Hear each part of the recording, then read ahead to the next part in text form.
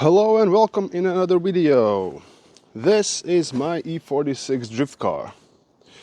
It is black, it has 3-liter engine, and it likes to go sideways.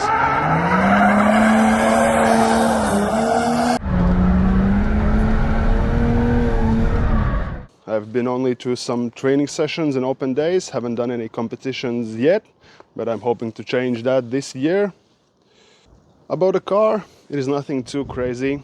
As mentioned, it has 3-liter petrol engine, BC Racing coilovers, has street class bucket sports seats. It has sports steering wheel, of course hydraulic handbrake, small bits and pieces here and there, like tow hooks for track, quick removes for the bumper to get it on the trailer. We will need to change exhaust because it's rusted out, and we'll need to change the rear differential because it is broken. So let's get it into the garage and see what we have to work with.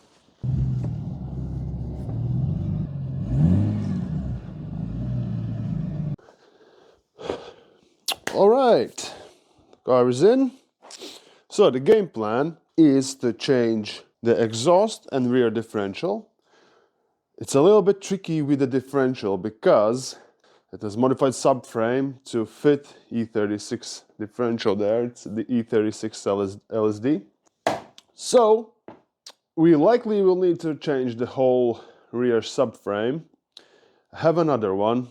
We'll take off the exhaust, take off the rear subframe, then we have both of them next to each other so we can properly compare, see what is what and where everything goes. And if we could only change the differential, removing the subframe likely will be the same amount of work as removing the differential only. Let's get to it. Let's get the car up. Let's get the wheels off and go from there.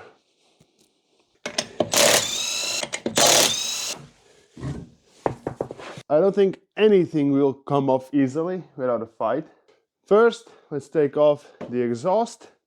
Unpack the new one to see that we actually have exhaust that we need, and then we can move on to the subframe.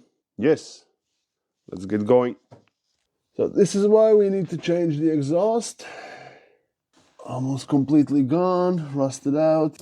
We'll start by putting on some WD-40 on the bolt. Will be fun, definitely. These ones are off.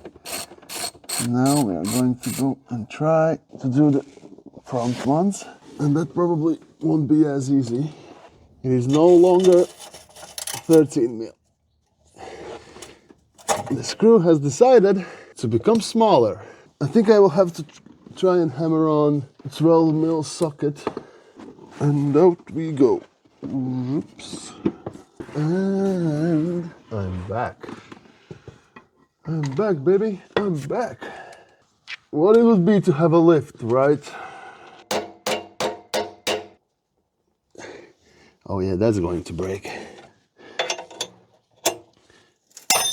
And it broke. So that's perfect. That works for me. Simple exhaust change could become a whole day to do it because of broken screws and stuff. Most of this you won't see. You'll have like 10-15 minute video and you'll be done and you'll be happy and you'll move on. While I'm stuck under this piece of crap. Need to get the bolt out. Sorry for the noises. Let's move on to the next one. Now I got another tool to help me out. This is what happens to gaskets. It just is not there anymore. The bushings on the very rear and it all should come off. I already undid the other side. The exhaust fell down in the middle as expected. So that's why I needed to change it. It's completely gone. There we go. Let's go get the new exhaust. And there she is. The new exhaust has been sitting for about a year. I hope that it is exhaust. I never opened the box. And it is exhaust. We have a muffler, front section, middle section. We just needed to check if it's all there. We can now get to removing the subframe from E46. Why we are doing this is because this car has E36 rear differential. The whole subframe itself has been modified. We will need to drop the whole rear subframe down and change it with E46 one. Has been powder coated. All the bushings have been changed to poly ones. Should not be too tricky. Of course, without a lift, it still will be quite a pain to get the subframe off and of course to install a new one, but I have some ideas on how we might do that. First, we will remove brake calipers on both sides, shocks, springs, any wiring that's connected to the car. Undo shaft. I think that will be pretty much it. The rotor is fine, no lip at all. Pads, plenty of life left in them. Need to wiggle it out a bit, and off it goes. We also need to remove some of the wiring, and off it goes. Now I'll do the same on the other side and see what we need to do next. So now we can undo the drive shaft from the differential. You just rotate so that you can see 2 bolts clearly, put it in the gear, undo 2 bolts, take it out of the gear, rotate it to next 2 bolts, put it in gear, and so on.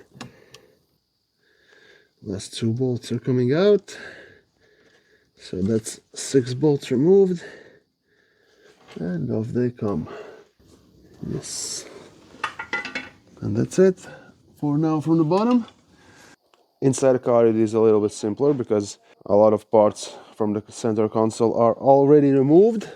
What we need is getting to those cable bolts, unscrew them and pull the cables out from under the car. So nice and easy. Fold up the leather thing, long 10mm socket, and just undo these.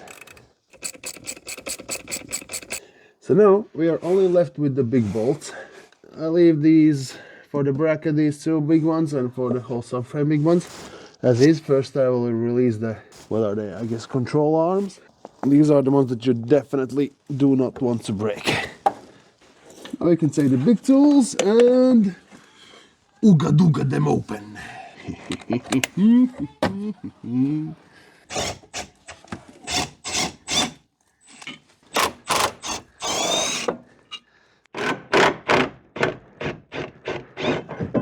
Last moment to check everything over, if there's anything else that I might have missed. Now we can release the 2 big bolts. Slowly release it. Now I need to make a room where to pull it out.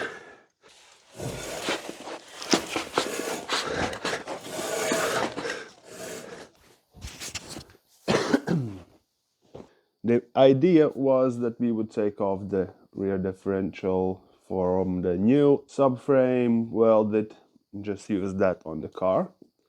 Of course, I didn't check previously is that this is diesel subframe differential and everything. I believe that the subframe itself should still fit, but I will anyway need the different differential, as well as we would need to swap the brakes, and also axles on this one are the small ones because this is from 2-liter diesel. This subframe has been modified to fit E46 differential. Other than being a little bit rusted, everything else is fine. It also has poly bushings, it has big axles, the brakes are good. So the plan has changed a little bit. I will take off this differential, we'll open it up, see what might be broken in it, then we could bring it to be fixed.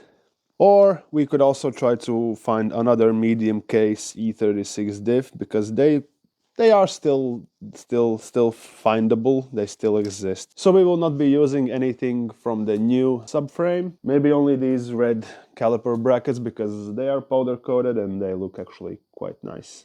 So yeah, the plan now is move this a little bit to the side, take off the diff, open it up, and see what's inside.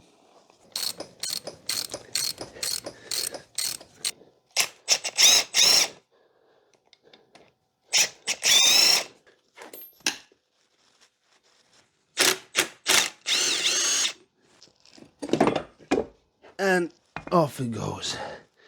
To be honest, I don't know if and how or what has been modified to it to make E46 diff fit in it. Any of you E46 fanatics, if you know the difference, please let me know. I would love to have some clarification around that. But for now, let's open the diff.